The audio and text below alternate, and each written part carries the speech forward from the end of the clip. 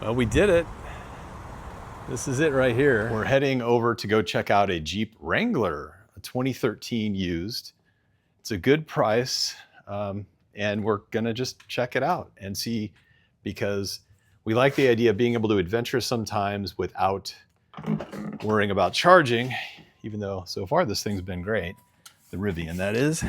So take you along the road. With the Rivian, I'm going to try out the latest software that has the adaptive cruise, and it's got that thing where it's like you co-drive or something. I forget the names, but where you can also kind of, if you're near a semi, you can kind of pull it more this way. I'll be testing that out, and we'll see how it goes. Thank you. Interesting. You see these cones here, or these, what are those called? The little pylons? I'm curious, will this Rivian with this adaptive driving or whatever, will it run me into those? I don't know if it can see them. Let's see what happens. Here we go. I'm gonna try. I will hold it, obviously, if it does it. Here we go. Ready? Yeah, okay, good. It's a solid red line. So, yay. That's actually smart. Although it should turn the blinker off right away. There's a little software update they could do. Yeah, it won't let me. Try it again. It won't let me. So, there you go. Try again, because I'm zooming now. You can see the red line. It will not let me go in there, which is exactly, we're gonna activate it. I'm gonna double tap backwards.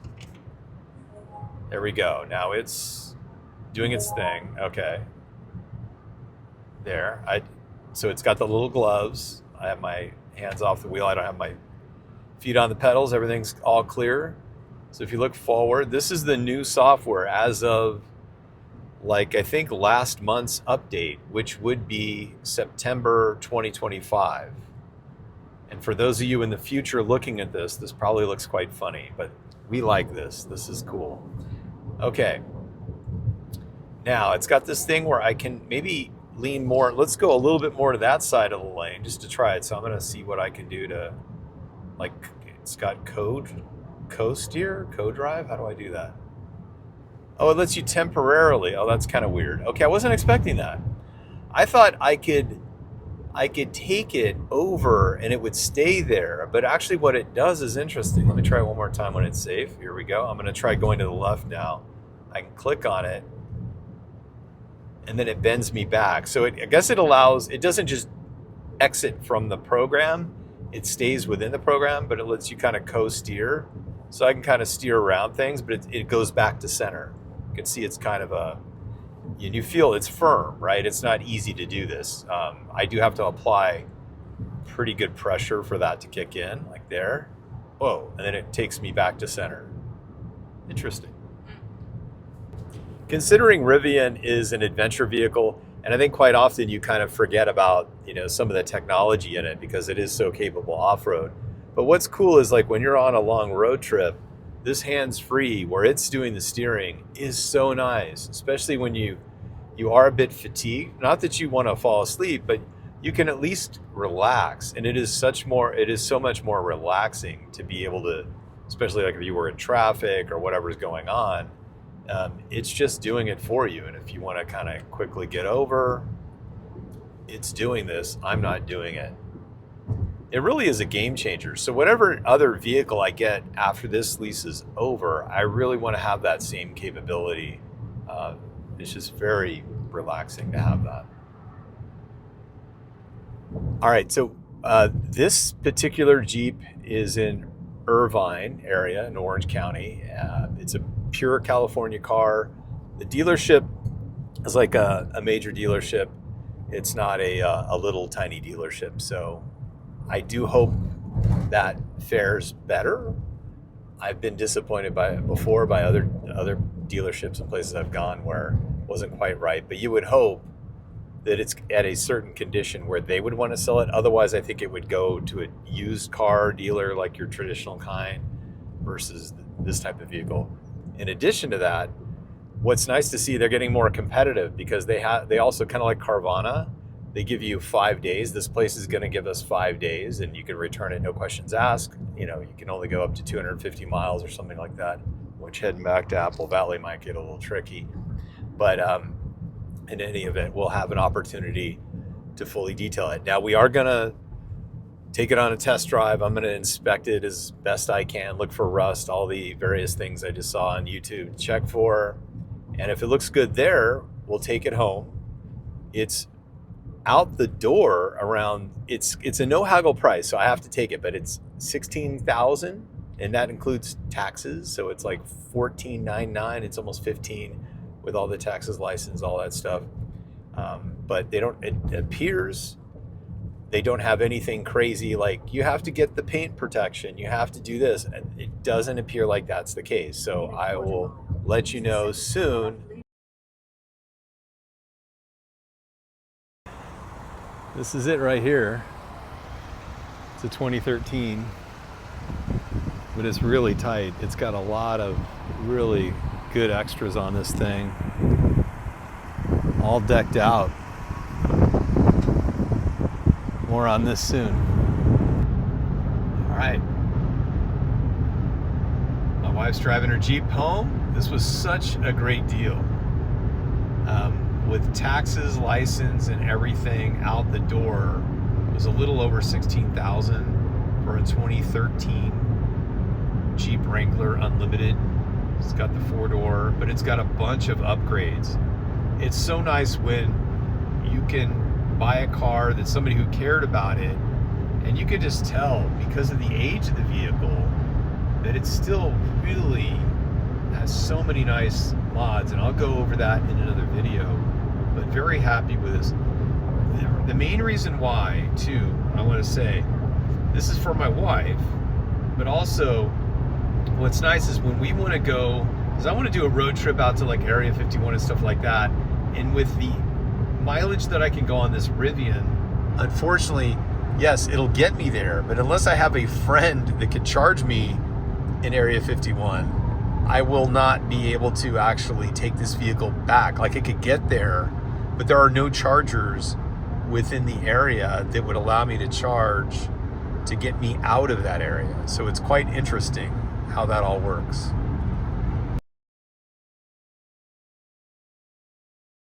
Then, of course, the Rivian came out, was released, and by the time I got on board, we ended up going that direction, which is right behind me. But we still were looking for a Jeep Wrangler, something that's gas-powered, that doesn't need to be recharged. And I was just looking on the old internets, as I do. I love cars, and this one popped up. Here's a 2013 Jeep Rubicon. It was pretty well decked out. I think that's what attracted me about it the most, because I've spent a lot of time with cars and have upgraded a bunch of cars, and this one had, I could tell, a lot of good upgrades on it already. Since the time we bought it, I haven't had a chance to upload the videos, but I've done some other enhancements to it. With that, let me jump back into frame. There we go. And I'd like to show you. Let's detail the vehicle, and I'll show you what it was like originally, and I'll kind of point out some of the enhancements that I've done already. So with that, stay tuned. Has 130,000 miles on it, but again, very well maintained. Let me show you the engine. Here's from top view, but you'll see too, like it's very well kept. Even has an Optima battery, which is great. Everything again on the engine bay was nice and clean, nothing cracking or messed up. The belts were good. I've already had it at the Jeep dealership. They checked everything for me as well. They did say that one of the hoses was kind of collapsed a bit, so I had them do the maintenance on that. They replaced the hoses, just 2 hoses, to make sure that the flow was nice. That's really good now. No leaking from the engine. They did also, this is what the prior owner added, this AFE airflow, high power airflow filter. The 2013s, the JKs, are really, I think, one of the more popular ones. They're easier to work on, less Uconnect integration issues. The one we purchased came with these wheels, so that was included. I just added the fun little wheel caps there, which you can see the little paw print for my wife, because it is her Jeep. At least let's tell her that. Yeah, so that came included with these wheels, and these are, what size are these?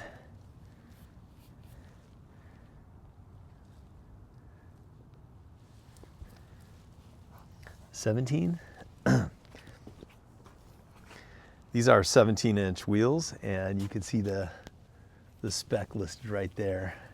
They're all-terrain TA radial KO3s, so you can look that up.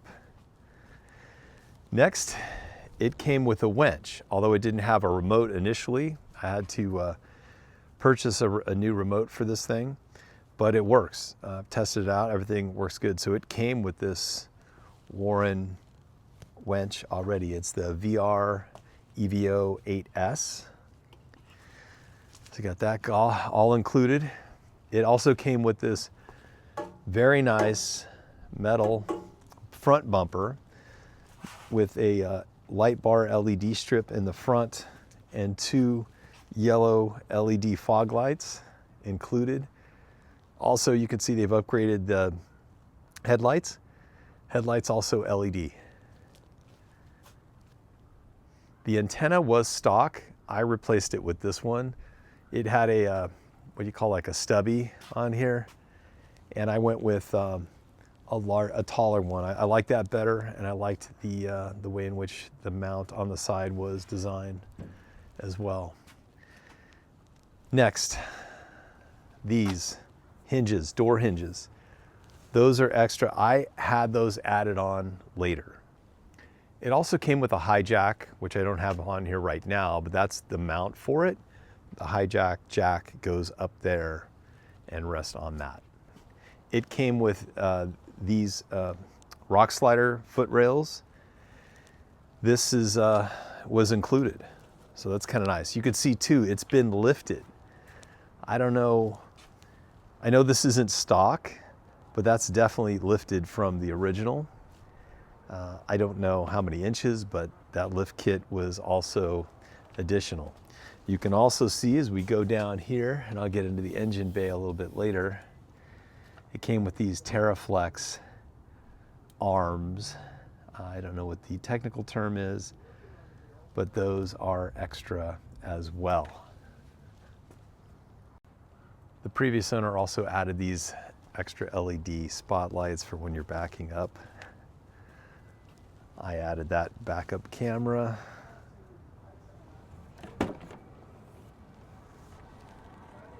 This gas cap was added extra. I did that afterwards. It's kind of a side view. Let's go inside and see what we can find. It has Rubicon leather seats included. It has heated seats, traction control, hill descent. You can activate the accessory plugs here, and that's again for heated seats. And being a Rubicon, you obviously have the sway bar disconnect, and you can lock axles through these buttons. It's a hard top. You can remove, I added these afterwards, but you can remove just the front kind of divider section if you want. And if you want to go full topless, you can remove the back as well. It also came with this phone mount, this kind of wire rack thing to allow you to add other devices on it. This radio was aftermarket. I added this later. This is an Android Apple CarPlay display. So I swapped out the original. I did save it just in case.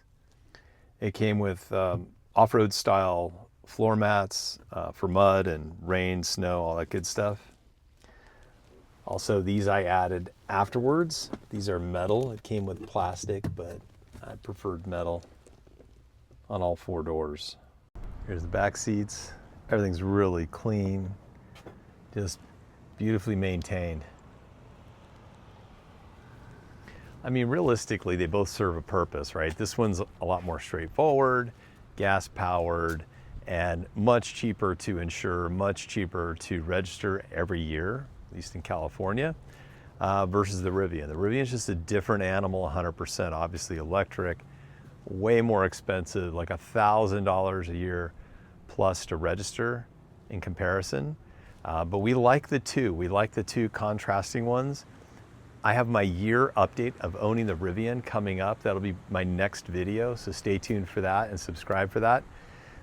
And then of course I'm gonna have a lot of JK material now, so do subscribe for that. We do plan on doing some camping in both of them, as I've already done camping in this guy.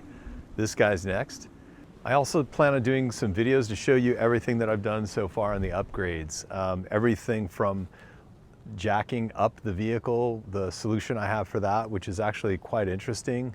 It's different than the solution that this thing came with. It came with that high jack, and that thing just kind of, it's heavy and a little cumbersome. There is a smarter way to do that. So look for that solution. And then I also did, like I said, I converted this guy to a different controller. So if somebody doesn't have the controller or they lost it, I'll explain what you have to do to go through to get this guy working with another new controller you can get on Amazon. It's not that hard and worked really well. Yeah, so stay tuned for that. I'll go through the rest of the upgrades, give you the links for those. You'll hope you find them helpful. And if you enjoy the content, please come along for the ride. All right, thanks. Y'all have a great week. See you. Bye.